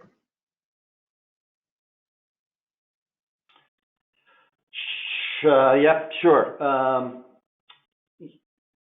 Our current plan calls for incineration of our waste. We have selected a facility that has a hot enough furnace, if you will, to incinerate our treatment media. That's an acceptable, form of disposal right now. I know every community is looking at PFAS, and it's a emerging contaminant, and things change regulatorily and otherwise, but currently that's how we're handling our waste disposal. It's being incinerated. Thank you, Doug. And let me just make sure we don't have any other questions from our RAC members. If anyone else, Chuck, I see you popped your hand up again. If you want to go ahead and ask your question. Thank you. It's an open discussion, so I wanted to bring this up again. I understand we'll have some discussions about the RAC to RAB process, and we're hoping that we'll find an opportunity to be able to provide funding for translation of the materials into Spanish, or even translations of these meetings into a Spanish language format for people. We're over about 50% Spanish in the city of Newburgh, Spanish speaking, and also would like to be able to discuss the creation of infographics that can be shared by us through the community. Our role is to provide information to the community about what's transpiring at the base and the work that's being done.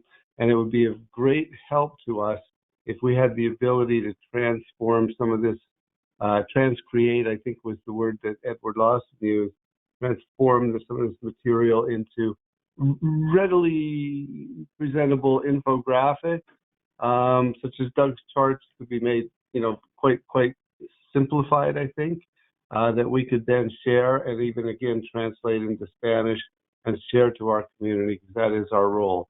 So I just wanted to put that out there and see if we can have that discussion going forward as we transfer from a RAC to a RAB. Thank you. Thanks, Chuck.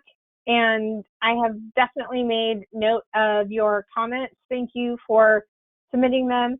I do believe, I don't know whether it will be part of the October meeting or the February meeting. I know there will be some information that's shared about grant opportunities and things like that that RABs can participate in, that I believe Amy will be sharing in the future. So definitely more to look forward to on that. As a quick reminder, our meetings are being transcribed. We have a court reporter who sits in on every meeting, and we take that transcript and we do translate it to Spanish. And so once those meeting materials are made available, that Spanish translation of the transcript is available for individuals to read. So that is one opportunity for those Spanish-speaking community members to learn a little bit more about everything that's happening here. So please make sure to look out for that Spanish transcript. I haven't seen any other hands pop up, and we're coming upon 7:40 when we have slated to go into our public question and comment period. So if we don't have any other questions or comments from our RAC members, I think I will go ahead and move us into that next portion. Next slide, please. Again, please submit your questions through the questions module. As a reminder, if there's not enough time during tonight's presentation to respond to all of the questions, we will download all of those questions, provide written responses. Again, that comes out in the big package that includes the transcript of tonight's presentation, along with this slide deck and everything else. So please make sure to get any questions in that you'd like to have answered. A little bit later, we'll pop up the slide. If you think of something after the meeting, there's also an opportunity to submit written questions via email, and we will respond to those as well and include those in the responses in that final meeting package. So let me scroll back up to the top, and we will start with the first questions that came in. It looks like we have two fairly similar questions. One is from Kevin Phillips and one is from Will Friedman. And they are asking about going forward when the meetings move back to in-person. Has any more consideration been given to whether those meetings can be offered virtually as well as in person?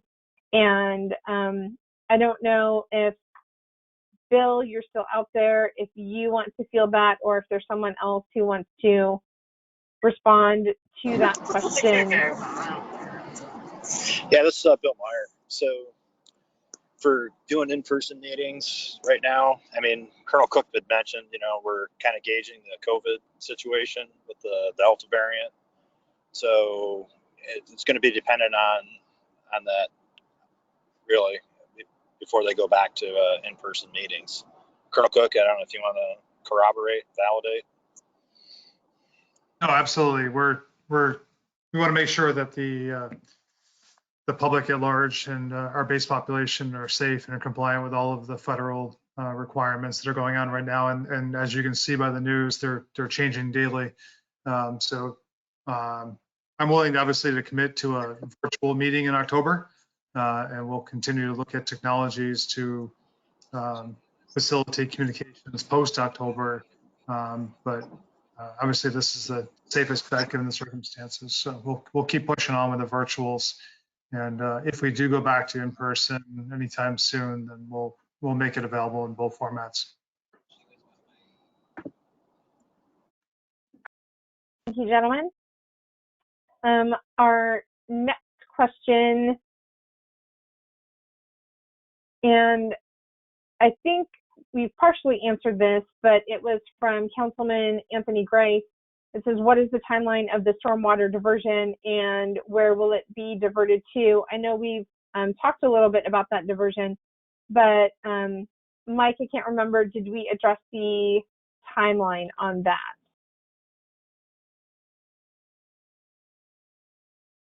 I'll hit that again. Okay. The timeline is as quickly as possible. We are working with the DEC and DOT to get moving along. NGB has committed funds to that.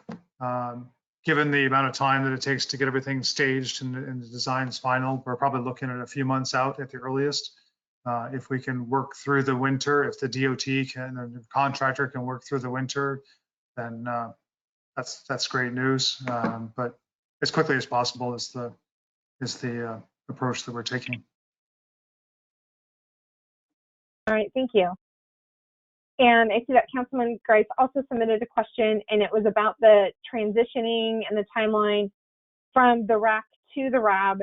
Again, I just want to mention that the RAC operates very similarly to the RAB. I know that more information about that will be presented at the October meeting. And if there's more information, I'm sure that will be shared prior to that, but that's kind of where we're looking to kind of start kicking off and having that discussion about that transition. So moving on, our next question is coming from Rick Schroyer. The next couple of questions, it looks like. He says the revised final relative risk site evaluation fact sheet and scoring sheet summaries for PFAS and PFOA is dated December 14th, 2020. Where the response to public questions is dated 7/16/2021. Did the RRSE fact sheet not change since submission of the comments? Please advise. So, Bill, I think. Yeah, I got that this. is yours. So what happened on that? It's just the date. They didn't change the date on it. They did make updates to the RRSE fact sheet. There were some things that we did update, change, and if you look at the response to comments in the memorandum, it'll tell you where we made changes in the RRSE fact sheet. So we just didn't change the date on it, but the fact sheet was updated. There were some things that were changed in there. I can't recall them offhand because there was a lot of comments. So.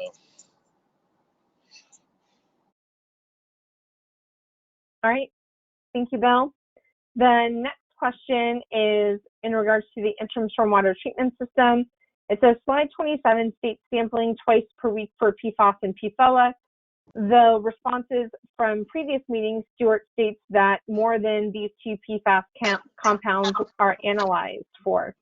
Please advise when will the full analytical data be provided to the public? And again, that question is from Rick Schroyer.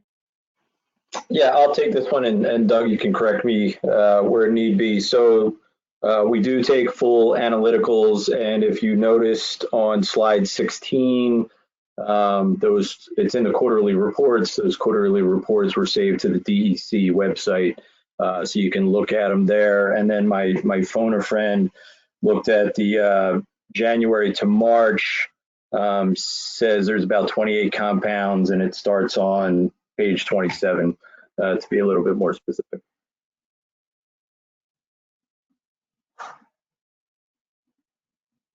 Yeah, I would reinforce Lieutenant Colonel DeFeo. The statement was we take sample collections at all of our locations twice per week. Within that sample analysis, there's 28 compounds we're analyzing for, and that's in the reports. You'll see the results of those 28 compounds from each of our sample events. Thanks, Doug. Thank you. I do want to remind everyone, I see quite a few hands up, but for our public question period, we do ask that everyone submit their questions through our question module just to kind of help keep the meeting moving along. So please make sure you get those questions in so we can keep track of them. Our next question is from Joseph Menuda. He says, glad to see the rerouting plan. Has the soils area slated for the new route for stormwater been tested for the contaminants, I'm assuming the PFAS? So Mike, I don't know if you have the answer to that.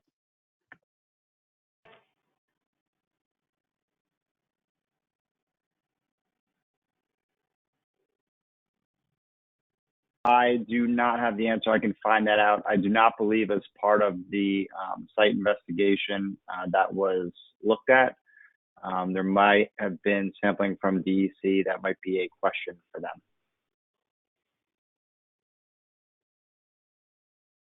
And Justin Starr, if you have any additional information to add to that, please feel free to raise your hand and I'll unmute you. If not, we will move along to our next question. And this is again from Rick Scheuer on the interim stormwater treatment system. When operating, what is the average flow rate through the system?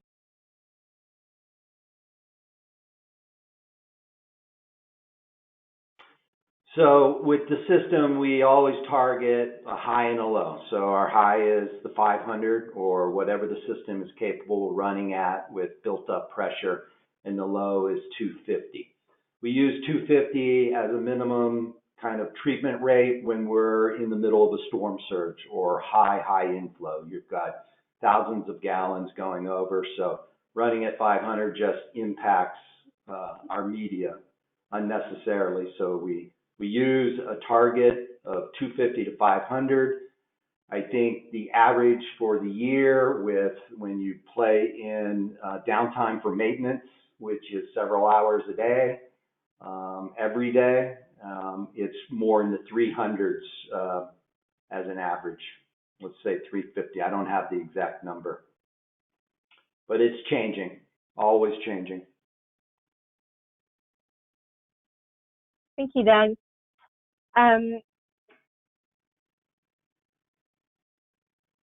Again, this is a statement for Rick Scheuer. He states, please provide the PFAS analytical data for the 17K stormwater sampling. A summary table providing all the tests would be appreciated. And again, I don't know, Mike, if you have information about that, if that's something that would be made available through the DEC, we may have to look that information up to see if it can be made available. Yeah, we can look that up, Heather, and see if we can get them a better answer. Okay. Thank you. Our next question is from Joseph Menuda.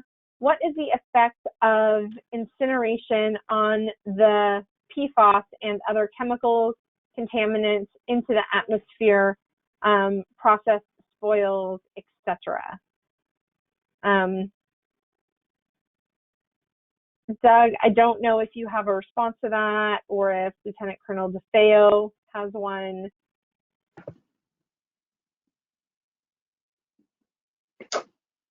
I don't. That's a very technical question. We'd have to, probably look up and see where we're sending it to, how hot they're burning, and some incinerators are different. So I don't have one off the top. Doug? Yeah, I'm in the same position, and I apologize. We'd have to really look at that and dig into your question a little bit deeper. There's a lot of factors that go into it, so. Yeah, for us, we would just make sure it's an authorized facility that it can go to. Then it would be up to their parameters to make sure they're following, the regulations they need to follow. But that kind of detail, yeah, I wouldn't know offhand. And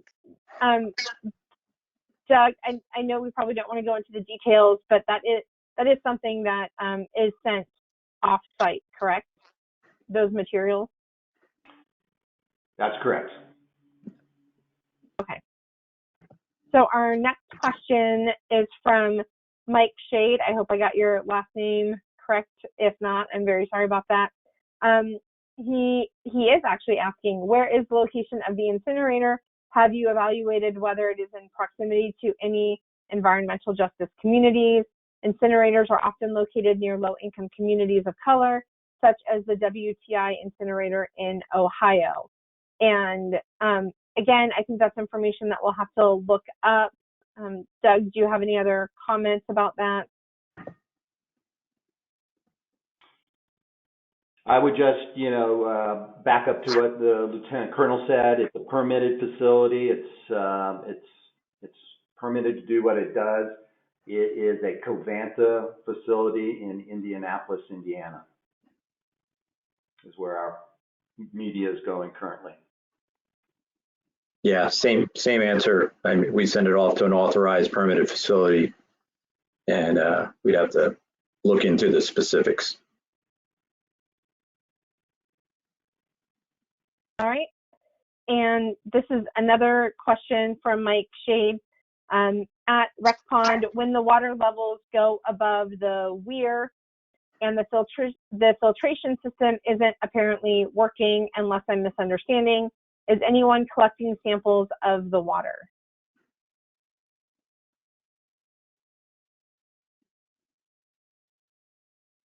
So Doug? Well, that would be, a discharge that is covered under their Speedies permit. We aren't, monitoring what's going over other than what we're treating. So maybe Mike can take a shot at that.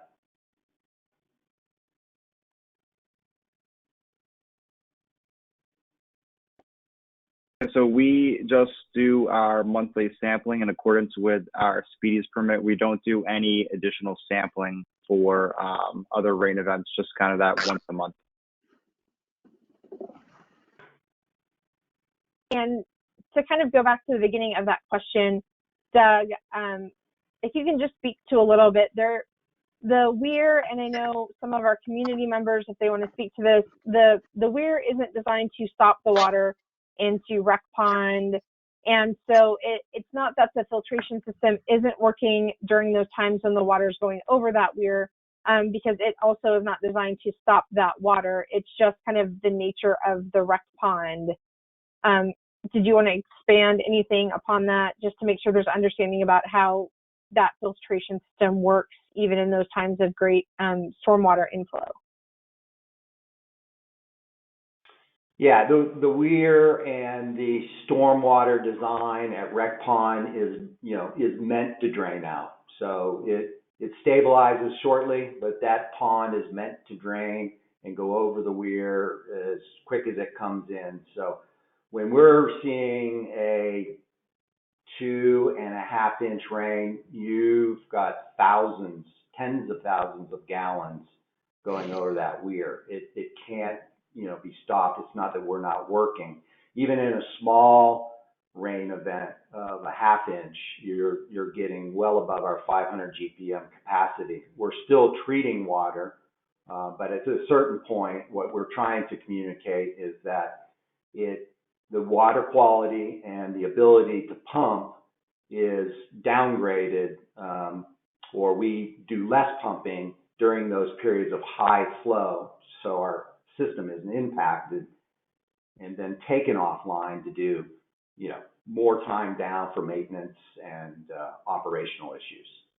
So it's a balance that we have to find. Thanks, Doug. And a comment from Jennifer Rollison. She says, I implore investigating and considering alternative ways to dispose of our PFAS. What may be currently acceptable will be tomorrow's crisis, just as we're experiencing now.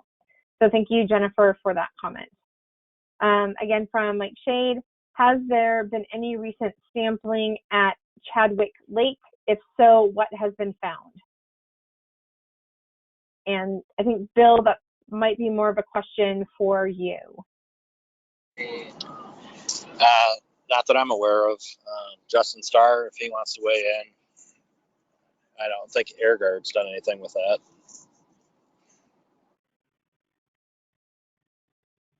Justin, if you have something, here we go. I will unmute you. Go ahead, Justin.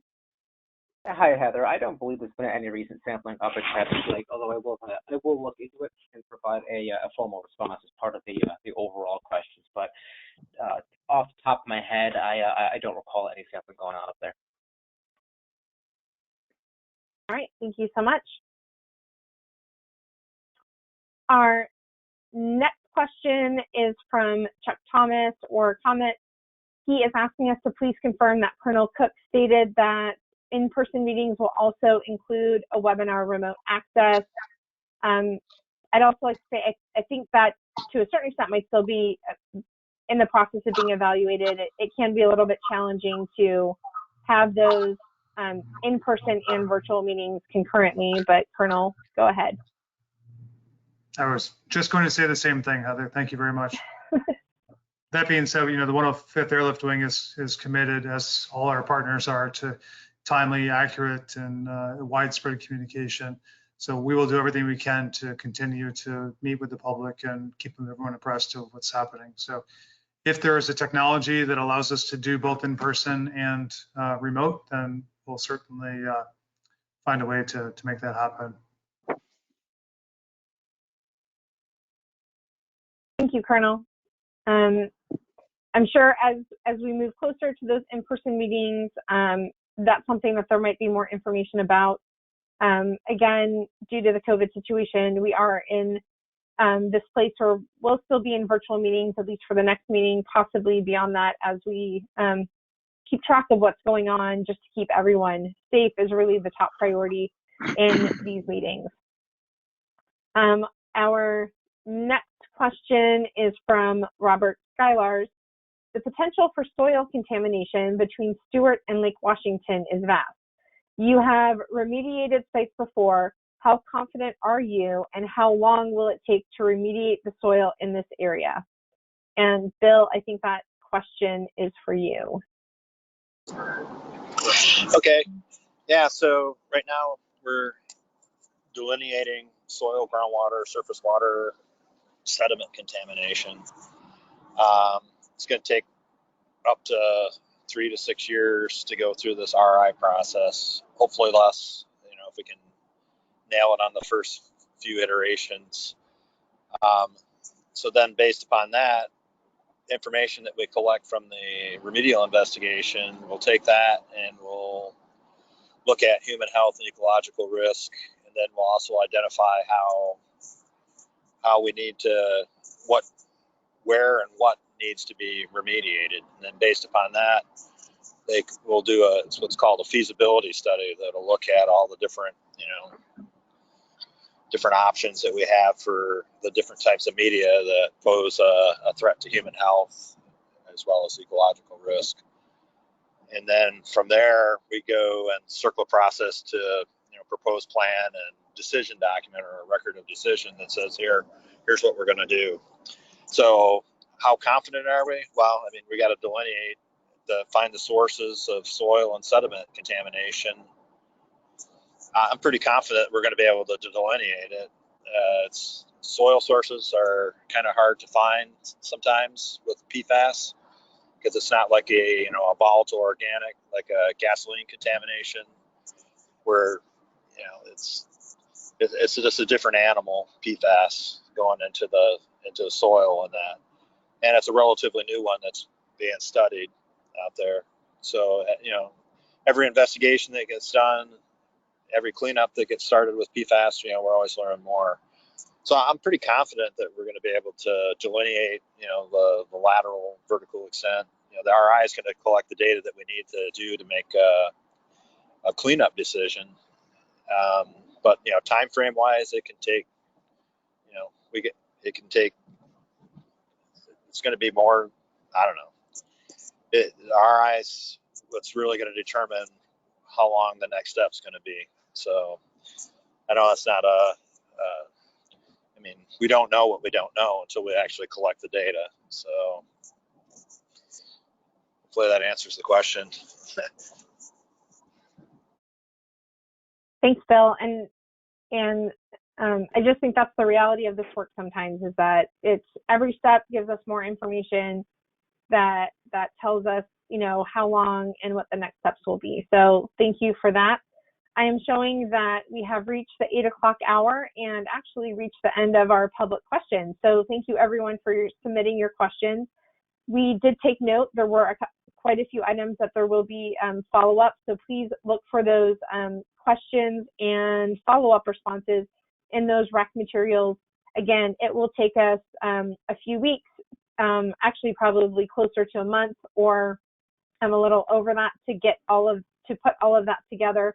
Part of that is it just takes us about 2 weeks even to get our transcript back, and then we go through reviews, that translation process. And so an email will go out once all those materials are put together, and we'll send that out.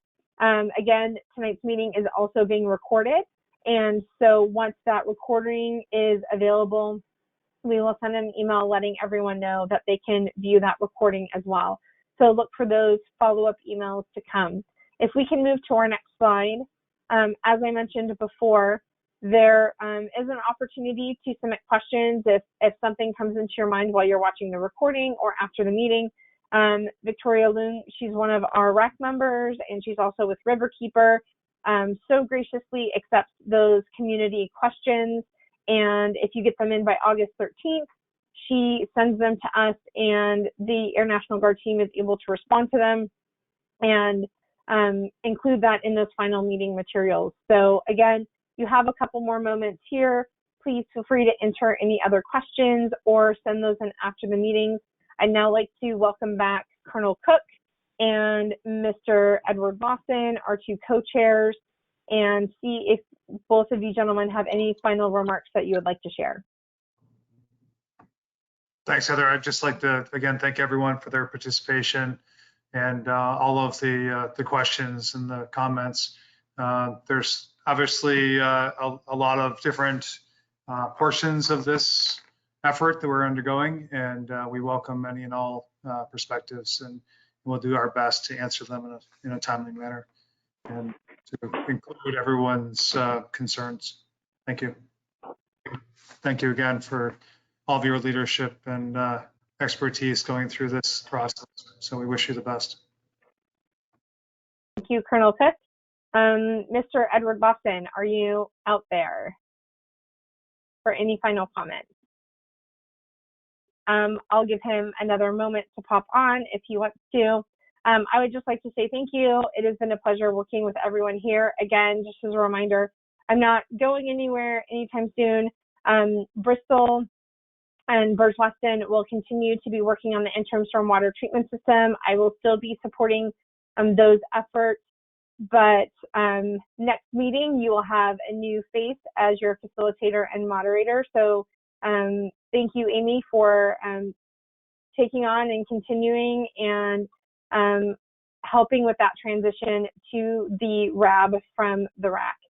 I don't see Mr. Lawson coming on, so I will call that to the end of the meeting unless Amy has any comments she would like to make since her camera's up. All right, then look for her at the next meeting, and we both look forward to working with you in this interim period. Please remember, feel free to email both of us, and we just want to make sure that everyone on the team stays informed as we go through this transition. And, you know, even beyond the October meeting, we're still here to help and move this process forward. So please have a wonderful evening. Thank you again for joining in, and we'll see you in October.